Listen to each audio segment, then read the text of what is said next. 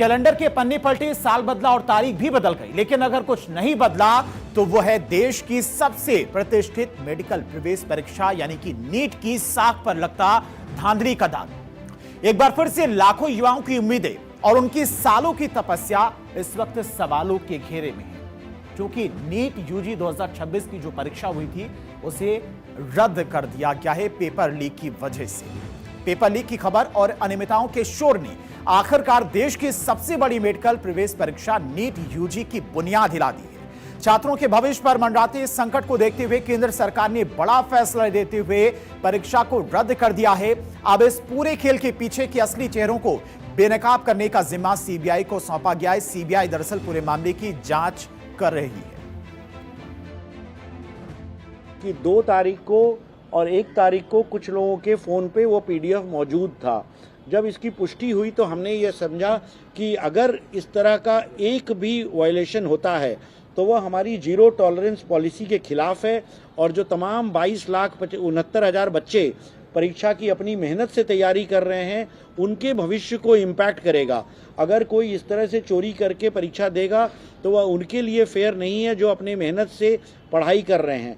तो उनके हित में ध्यान रखते हुए हमने यह एक कड़ा निर्णय लिया कि हम यह संदेश दे सकें हर उस क्रिमिनल को, हर उस स्कैमस्टर्स को, हर उस फ्रॉडिये को कि अगर आप इस तरह के काम करेंगे तो उसको एनटीए सरकार बर्दाश्त नहीं करेगी। हमने इस मैटर को सीबीआई को इंक्वायरी को दिया है और हम इस तरह के जितने लोग खुराफात किए हैं उनको पकड़ेंगे, उनको जेल भेजेंगे ताकि बच्चों का भविष्य किसी भी प्रकार से एडवर्सली प्रभावित न हो।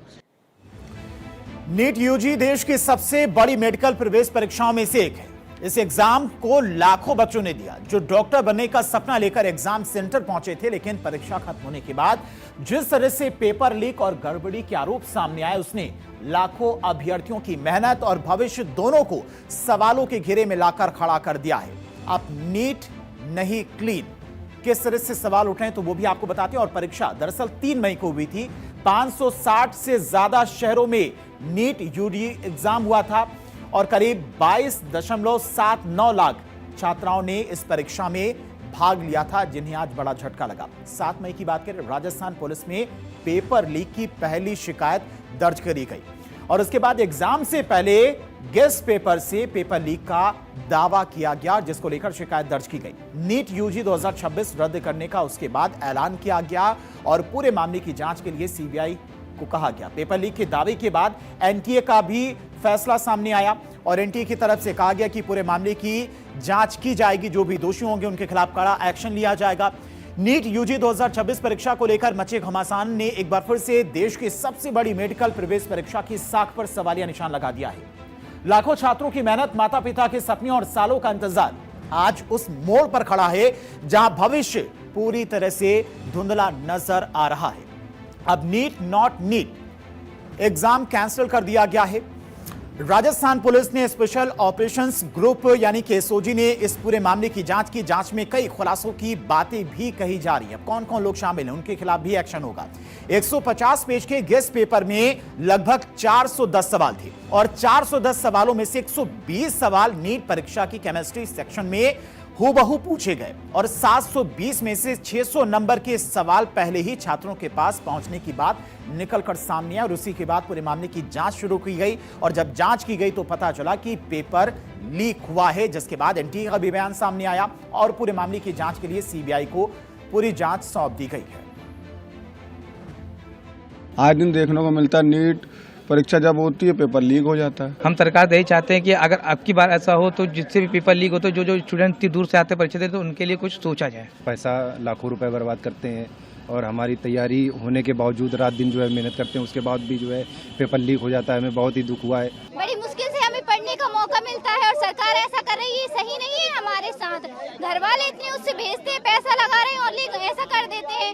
लोग 2-2, 3-3 साल से मेहनत कर रहे हैं और ये ऐसा कर रहे हैं, ये सही नहीं है। रिलीफ की वापस होना चाहिए, क्योंकि जिन लोगों ने पूरे साल इतनी मेहनत किया, जिनके 2-3 ड्रॉप भी हो गए तो उनके लिए तो एक पूरा ईयर वेस्ट हो जाएगा। जी, मैंने पूरे साल मेहनत करी थी और 3 साल में 2 बार पेपर लीक हो चुका है, तो हमें सिस्टम को चेंज करने की जरूरत है। कब से प्रिपरेशन कर रहे हैं, बाहर से दूर दूर से आके पढ़ रहे हैं, यहाँ पर आके सरकार कुछ ना कुछ करना चाहिए हमारे लिए। हम कब तक करेंगे ये?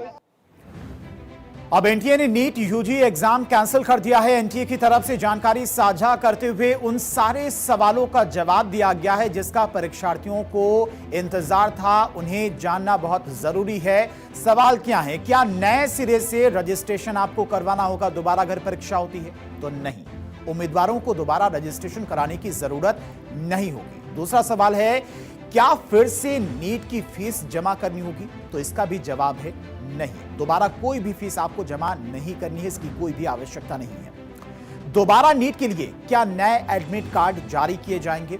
तो इसका जवाब है हाँ। परीक्षा के नए शेड्यूल के अनुसार एनटीए नए एडमिट कार्ड जारी करेगा।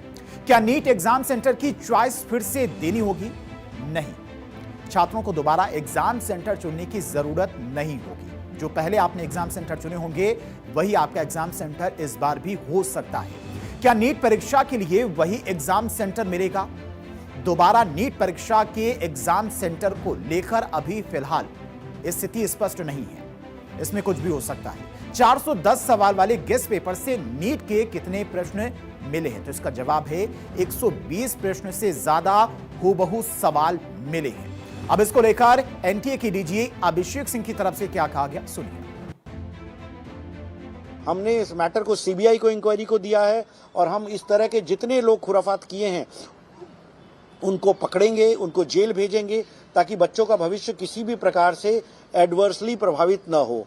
इसके साथ ही हमने यह भी कहा कि बच्चों के लिए हम दोबारा परीक्षा कराएंगे जो कि एकदम फेयर तरीके से होगी, जिसमें किसी भी तरह की अनियमितता नहीं होगी।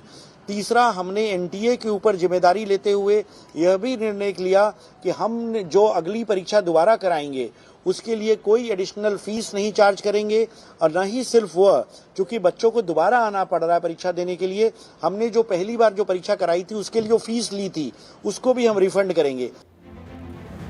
नीट यूजी पहली बार विवादों में नहीं आया है। इससे पहले भी कई बार पेपर लीक, परीक्षा में अनियमितताओं और गेस्ट मार्क्स और पारदर्शिता को लेकर इस परीक्षा पर सवाल उठते रहे हैं। हर बार लाखों छात्रों के भविष्य से जुड़ी इस परीक्षा की विश्वसनीयता पर बहस छिड़ी है, लेकिन इस बार मामला इतना बढ़ गया कि जांच एजेंसियों को भी मैदान में उतरना पड़ा।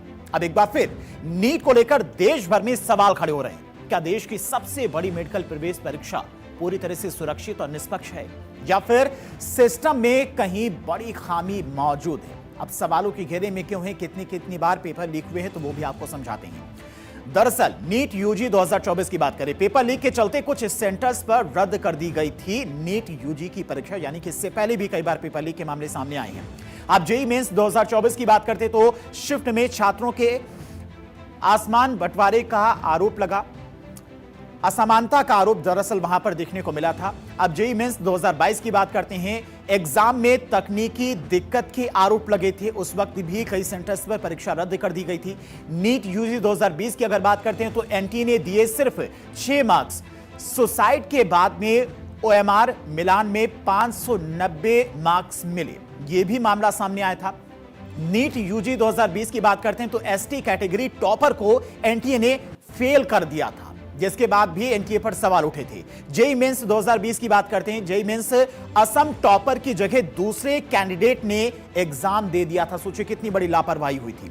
नीट यूजी 2019 की बात करते हैं, एक ही सवाल के एक से ज्यादा जवाब सही थे, ये क्वेश्चन पेपर में आया था, यानी कि इससे पहले भी कई बार नीट के एग्जाम सवालों के घेरे में रहे, एनटीए पर लगातार सवाल उठते रहे हैं। अब एक बड़े भरोसे के संकट की तरफ इशारे कर रहे हैं ये तमाम सारे सवाल।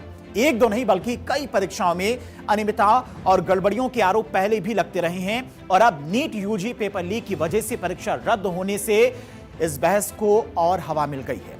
लाखों छात्रों के भविष्य से जुड़े इस मामले में एक बार फिर से परीक्षा प्रणाली की पारदर्शिता और सुरक्षा पर गंभीर सवाल खड़े कर दिए हैं। अब सबकी नजर इस बात पर है कि जांच में क्या सामने आता है। क्या सिस्टम में ऐसी खामियों को हमेशा के लिए दूर किया जा सकेगा या फिर यह सिलसिला ऐसे ही जारी रहेगा?